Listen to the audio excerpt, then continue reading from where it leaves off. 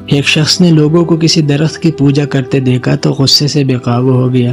گھر سے کلاڑی لی اور گدھے پر سوار ہو کر اس درخت کو کاٹنے کی نیت سے روانہ ہوا۔ راستے میں شیطان سے ملاقات ہو گئی۔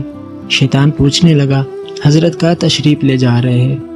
ان صاحب نے جواب دیا، لوگ ایک درخت کی پوجا کرتے ہیں اور میں نے اس کو جڑ سے کاٹنے کا ارادہ کر لیا ہے۔ شیطان نے کہا کہ آپ جھگڑے میں کیوں پڑتے ہیں؟ جو مردود ہے اس کی پوجا کرتے ہیں، خود ہی بھگتیں گے۔ بڑھتے بڑھتے دونوں میں جھگڑا ہونے لگا اور 3 مرتبہ مار پیٹ ہوئی، لیکن شیطان پر وہ شخص ہر مرتبہ غالب آیا۔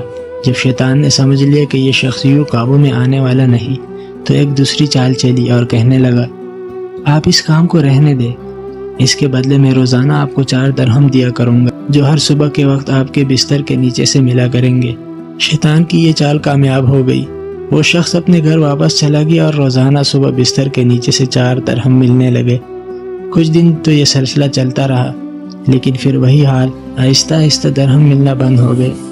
جب اسی طرح کئی دن گزر گئے اور کچھ نہ ملا تو پھر غصہ آیا، کلاڑی اٹھائی اور درخت کاٹنے چل دیا۔ راستے میں دوبارہ شیطان سے ملاقات ہوئی۔ شیطان پوچھنے لگا، حضرت کہاں کا ارادہ ہے؟ ان صاحب نے جواب دیا، درخت کاٹنے جا رہا ہوں جس کی پوجا ہوتی ہے۔ شیطان نے پھر کہا، آپ کہاں جھگڑے میں پڑتے ہیں؟ چھوڑیے، جو مردود ہے اس کی پوجا کرتے ہیں، خود ہی بھگتیں گے۔ ان صاحب نے انکار کر دیا اور کہا، اب تو ضرور کاٹوں گا، بالکل بھی نہیں چھوڑوں گا۔ شیطان نے منع کیا لیکن یہ صاحب اصرار کرتے رہے، لہٰذا دوبارہ مقابلہ ہوا جس میں ان صاحب کو شکست ہوئی اور شیطان نے اس کو چت کر دیا۔